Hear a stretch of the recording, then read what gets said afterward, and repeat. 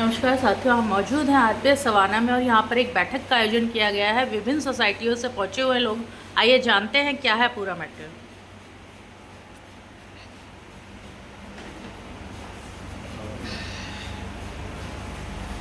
Sir नमस्कार।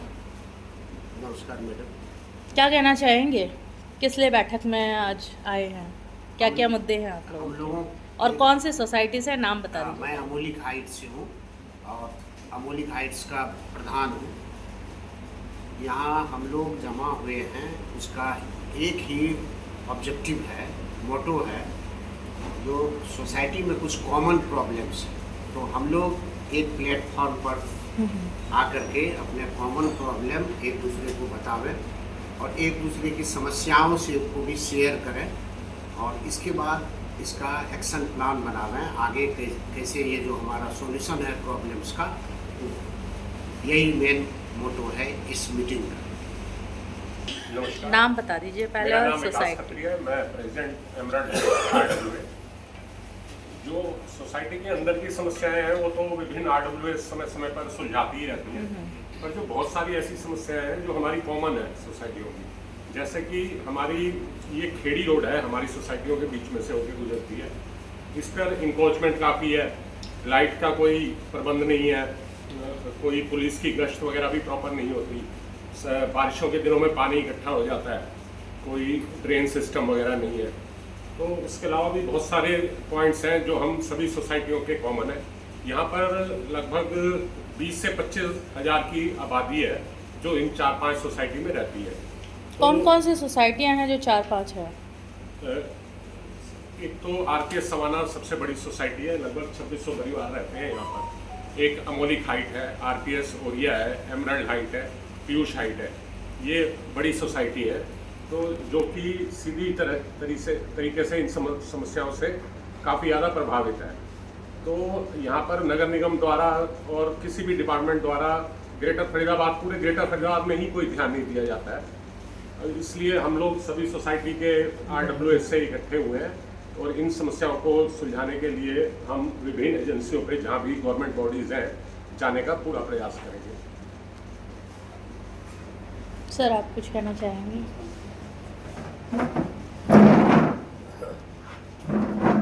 Yes ma'am, नमस्कार। मेरा नाम आकाशदीप पटेल है, मैं आरपीएस सवाना वेलफेयर एसोसिएशन का प्रेसिडेंट हूँ।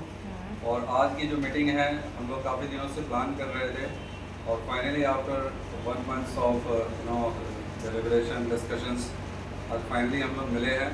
और नॉर्मली क्या होता था कि यहाँ पे ग्रेटर फरीदाबाद क्योंकि बहुत बड़ा एरिया बन चुका है, बहुत सारी सोसाइटीज़ हैं।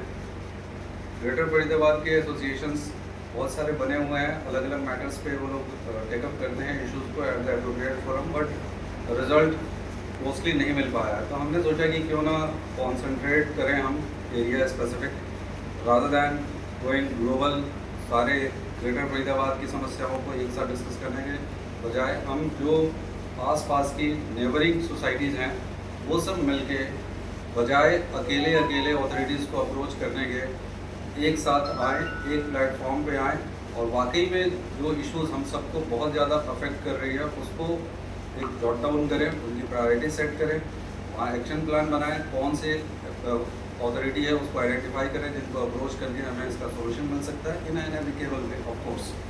तो हम लोगों ने आज जो मीटिंग की है उसमें यहाँ महाराणा प्रताप चौक जो कि एक प्रोमिनेंट चौक है उससे लेके भोपानी तक मेजर जैसा खत्री जी ने बताया कि 5-6 सोसाइटीज़ हैं। सबसे पहले शुरुआत में अमोलिक हाइट्स है जो कि पूरी तरह से ऑक्यूपाइड है, एटलीस्ट बोल सकते हैं कि 99% ऑक्यूपेंसी है वहाँ पर। उसके बाद ओरिया सोसाइटी आती है आरपीएस नाम से। उसके बाद आरपीएस सवाना है जो कि 100% ऑक्यूपाइड है और यहाँ पे अकेले 12-13 हज़ार लोग रहते हैं। फिर उसके बाद थोड़ा और आगे बढ़ें तो एमराल्ड है, वहाँ पे भी 5-6 हज़ार लोग रहते हैं। उसके बाद अगर जाते हैं और पीयूष हाइट सोसाइटी है वहाँ, वो भी पूरी तरह से पॉपुलस है और वो भी मतलब वहाँ पे भी काफ़ी सारे लोग रहते हैं। उसके बाद आनंद विलास है। तो ये रोड जो है, इस रोड के दोनों तरफ ही अगर हम बात कर ले 500 मीटर से 1 किलोमीटर के दायरे में, तो कम से कम नहीं भी तो 50,000 लोग रहते हैं। और उन 50,000 में सारे लोग गवर्नमेंट, प्रो गवर्नमेंट, सबने बढ़िया से गवर्नमेंट को हर लेवल पे, चाहे वो एमपी का इलेक्शन हो, चाहे वो एमएलए का इलेक्शन हो या पार्षद के इलेक्शन हो, सबने बढ़ चढ़ के पार्टिसिपेट किया और गवर्नमेंट बनाने में हमने अहम भूमिका निभाई। लेकिन क्या हो रहा है, सरकार बन गई, ट्रिपल इंजन की सरकार भी आज की डेट में इस्टेब्लिश है यहाँ पे, लेकिन सुविधाएं हम लोगों को नहीं मिल रही है। Still we are suffering from basic जो सुविधाएं मिलनी चाहिए वही नहीं मिल पा रही है। पहली बात जो करें, सबसे बड़ी प्रॉब्लम, रोड ये बननी थी 4 लेन की, बनी 2 लेन की। रोड में डिवाइडर नहीं है, रोड काफ़ी नैरो है पहले से ही, और उसके बाद रेडी पटरी वाले इंक्रोचमेंट करके बैठे हुए हैं। उसमें क्या हो रहा है कि पैदल यात्री बीच सड़क पे चल रहे होते हैं, उसमें कार को पास होने में, 2 व्हीलर्स को पास होने में बड़ा दुर्घटना की संभावना बढ़ती चली जा रही है। और जो दुकानदार लोग हैं वो लोग भी अपना बैनर्स वगैरह ये सब रोड के मेन रोड के आगे लाके लगा देते हैं, तो रोड बहुत ही अस्त व्यस्त है।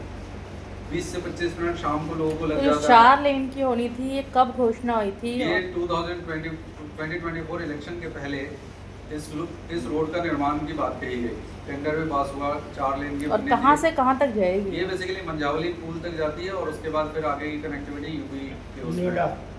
तो ये बेसिकली क्या है कि रोड तो स्टेट हाईवे की कैटेगरी में है, ये काफ़ी वाइड है, बननी चाहिए थी, बट जहाँ तक हमारी इन्फॉर्मेशन है उसमें यह है कि ग्रीन बेल्ट में काफ़ी सारे पेड़ आ रहे थे, उसको काटने उठने का परमिशन नहीं मिल पा रहा था, और 2024 के इलेक्शंस वीडियो थे, तो रोड का बनना जरूरी था क्योंकि रोड बहुत ज़्यादा गड्ढों से भरा था।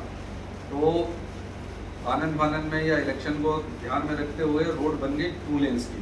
उसके बाद 2024 से आज 2026 में है, अभी तक उस रोड को फर्दर वाइडनिंग करने के लिए, फर्दर चौड़ा करने के लिए कोई प्रयास नहीं किया गया किसी के द्वारा। साथ में रोड में जो डिवाइडर लगना था वो अभी रोड इतनी नैरो है, उसमें डिवाइडर कहाँ से लगेगी? रोड में स्ट्रीट लाइट नहीं है, रोड पे कहीं भी CCTV भी नहीं है, और आए दिन क्योंकि जनसंख्या बढ़ गई है, पैदल लोग चल रहे हैं, चेन स्नैचिंग की भी समस्याएं काफ़ी ज़्यादा बढ़ रही है। अभी जैसा थोड़ी देर पहले ही आप अवेलेबल थी, देखा होगा आपने डिस्कशन में 3-4 इंसिडेंट हमने बता दिया कि आजू बाजू की सोसाइटीज़ में चेन स्नैचिंग के अटेम्प्ट भी किए गए और वो लोग सक्सेसफुल भी रहे। पुलिस को हैंडओवर भी किया गया अमोली सोसाइटी द्वारा, बट वहाँ भी पुलिस तुरंत उसको रिलीज़ कर दिया बिना कुछ इन्वेस्टिगेशन किए, बिना कुछ उनको डीप में जाए हुए कि इनका रूट कहाँ पे है, कैसे ये लोग क्या गैंग में ऑपरेट करते हैं या सोलो ऑपरेट करते हैं। तो आप समझ ही सकती हैं। उसके अलावा रोड तो बन गया, रोड के साथ ड्रेनेज नहीं है। कोई भी रोड सर्वाइव नहीं कर सकती, सस्टेन नहीं कर सकती लंबे समय के लिए अगर ड्रेनेज की व्यवस्था ना हो दोनों तरफ रोड के। रोड के आजू बाजू में मीट शॉप, शराब की शॉप, हमारे महाराणा प्रताप चौक पे भी एक बड़ा सा वो है, ठेका है जहाँ पे फ्री लेफ्ट बन सकता था, वहाँ पे लोगों को फ्री लेफ्ट नहीं मिल पा रहा है, वो वेट कर रहे होते हैं वो चौराहे पे ट्रैफिक लाइट नहीं है, इसके कारण भी आसपास में कई बार तो डेडलॉक हो जाता है। डेडलॉक ऐसा हो जाता है कि लोग फिर उतर के खुद ही अपनी ट्रैफिक पुलिस का रोल निभाते हैं और उस समय फिर बड़ी मशक्क़त के बाद वो फ्री होता है वही एरिया। हम लोग ये भी बात कर रहे हैं कि बच्चे जब स्कूल बसेस से उतरते हैं या स्कूल बसेस के लिए वेट कर रहे होते हैं, इवन जो रेजिडेंट्स भी हो रहे होते हैं, कई बार क्या होता है सिटी बसेस चलती हैं उसको भी बोर्ड करना होता है या वहाँ से उतर रहे होते हैं। गर्मी में काफ़ी ज़्यादा गर्मी बढ़ जा रही है तो बारिश में भी अफेक्ट हो जाते हैं, तो वहाँ पे बस शेल्टर भी होना चाहिए। हर सोसाइटी में ना हो तो कम से कम 2 सोसाइटी के बीच में एक हो जरूर। पुलिस स्टेशन के मांग कर रहे हैं क्योंकि इतनी बड़ी आबादी है तो एक बहुत ही क्लोज विसिनिटी में एक पुलिस स्टेशन होनी चाहिए। पुलिस स्टेशन के साथ साथ गश्त लगता है तो लोगों में कॉन्फिडेंस आता है कि they are in secure place. अभी तक फरीदाबाद गश्त नहीं होती है, गश्त बिल्कुल ही नहीं होती है। जब किसी को बुलाया जाता है 112 पे आते हैं, अपने समय लेके आते हैं क्योंकि उनका भी बहुत बड़ा एरिया होता है, तो 112 बहुत ही जिस नाम से जिस पर्पज़ से बनाया गया कि इमरजेंसी में हेल्प मिलेगा, वो इमरजेंसी वाली चीज़ नहीं होती है। बिकॉज डिले हो गए, जब वो सर्विस मिल रही है आपको 15-20 मिनट के बाद, तो फिर वो इमरजेंसी सर्विसेज को बहुत कैटेगरी में नहीं आता है। इसके अलावा हम लोगों ने ये भी बोला है कि क्योंकि पेडेस्ट्रियन मूवमेंट भी ज़्यादा है तो एलिवेटेड फुटपाथ बनाइए रोड के दोनों तरफ ताकि लोग पैदल यात्री उस पर आराम से चल सकें।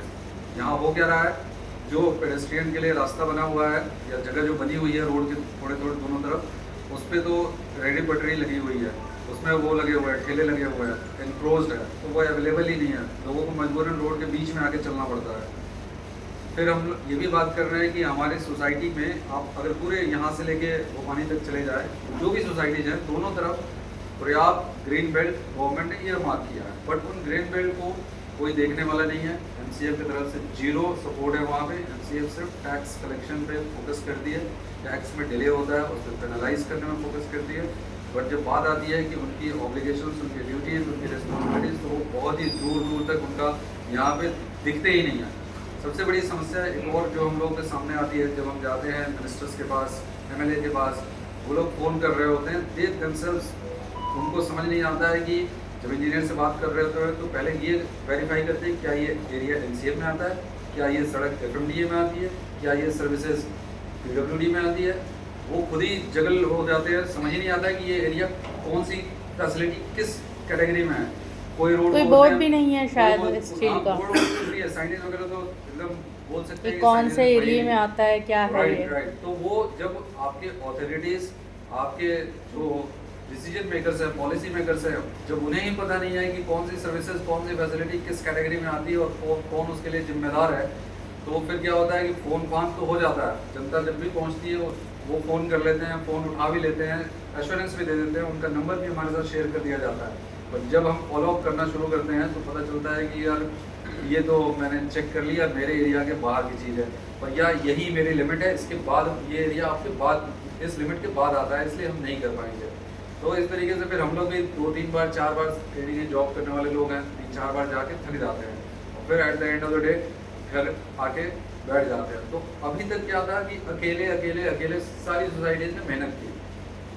डीसी ऑफिस से भी हम लोगों के पास कुछ जो कंप्लेंट्स गई थी, डीसी ने भी 4-5 सोसाइटीज़ को बुलाया और इंटरवीन किया, उन्होंने बाकी अथॉरिटीज़ को भी बुलाए, उस पर एक्शन प्लान भी उन्होंने तैयार किया, सबकी रिस्पॉन्सिबिलिटी फिक्स की। But it is very sad to say, हमने एक मेल भी किया उनको मार्क करते हुए कि it is regretting to inform you that even after your intervention, even after your assurance, आपके डिपार्टमेंट्स के लोग परफॉर्म नहीं कर रहे हैं, वो अभी भी वैसे ही हैं। तो आपको इसमें फर्दर इंटरवेंशन की ज़रूरत है और उनको खिंचाई करने की ज़रूरत है। अब अभी हम लोग ये भी देख रहे हैं कि मंत्री जो कृष्ण पाल गुर्जर जी की अभी मीटिंग हुई थी और भी उनके साथ 2-3 एमएलएस थे, वो लोग भी स्ट्रगल करते हुए दिखे एमसीएफ के अथॉरिटीज़ के सामने। वो खुद ही कंप्लेंट करे जा रहे थे, उनको दुहाई दे रहे थे कि भाई आप लोग ऐसा करोगे, इतना खाओगे, कुछ तो कर दो। पेड़ों पे 10-10 करोड़ रुपए की वो लोग इन्वेस्टमेंट मतलब फंड निकाल चुके होते हैं और पेड़ दिखते नहीं हैं। यहाँ अमृता हॉस्पिटल पहुँचने तक में ही अगर हम देखें तो रोड पे डिवाइडर है। जब आप नोएडा जाते हैं, गुड़गांव जाते हैं, दिल्ली जाते हैं, कितने बढ़िया डिवाइडर को थोड़ा ऊंचा बनाया जाता है, मिट्टी भरा रहता है, उसमें पेड़ होल्ड कर पाए।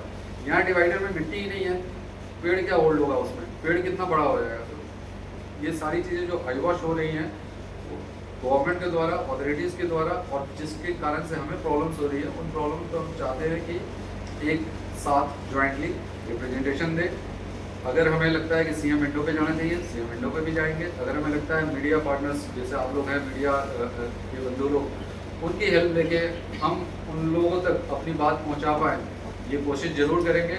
और साथ में ये भी मैसेज देना चाहते हैं कि अगले इलेक्शंस के पहले जो भी इलेक्शंस होंगी एमएलएस के लिए या फिर जनरल असेंबली की इलेक्शंस होंगी, उसके पहले सारी सोसाइटीज़ अपने वोटर्स जितने भी रेजिडेंट्स हैं उनका सबका वोटर आईडी अश्योर करा लें कि यहीं का है उनका, क्योंकि कई लोगों का एड्रेस कहीं और का होता है तो वो ठीक से पार्टिसिपेट नहीं कर पाते हैं। ताकि एक अच्छी ताकत बने हम सब मिलके और अपने जो भी रिप्रेजेंटेटिव्स हैं उनको थोड़ा और अकाउंटेबल बनाएं और रिस्पॉन्सिबल बनाएं। बहुत सारी सोसाइटीज़ हैं जहाँ पे बेंचेस मिल चुकी है, बहुत सारी सोसाइटीज़ है जहाँ पे ओपन जिम मिल चुका है, लेकिन हम जैसे आज जो यहाँ बैठे हुए सोसाइटीज़ है वहाँ पे ना तो बेंचेस मिलती है। आमोलिक में आपको 5-6 बेंचेस मिली है मेयर मैडम की हेल्प से। आमोलिक की प्रेसिडेंट साहब का ये कहना है कि मेयर जो है वो बहुत अच्छा काम करती हैं, उनके पास जाओ तो वो प्रॉब्लम्स को सुनती हैं और कहीं ना कहीं रिजॉल्व करने की कोशिश करते हैं। लेकिन हमारे पार्षद लोग हैं, उनके पास जब हम जाते हैं तो फिर वहाँ से हमें जो ज़रूरी हेल्प मिलनी चाहिए इमीडिएटली नहीं मिलती। यही सब कोशिश है कि आज के इस संगोष्ठी से कुछ अच्छी चीज़ें निकल के आए और साथ में हम सबकी जान पहचान भी बढ़े, थोड़ा आपस में एक दूसरे को पहचाने, एक दूसरे के समय वगैरह से रिलेटेड भी इशूज़ हम लोग डिस्कस करेंगे, जहाँ पे बेस्ट प्रैक्टिसेस जो इनकी सोसाइटी में है, हमारी सोसाइटीज़ में है, वेस्ट मैनेजमेंट को लेके, बाकी बेटर मेंटेनेंस को लेके, उस पर भी हम लोग डिस्कस करेंगे। Thank you very much.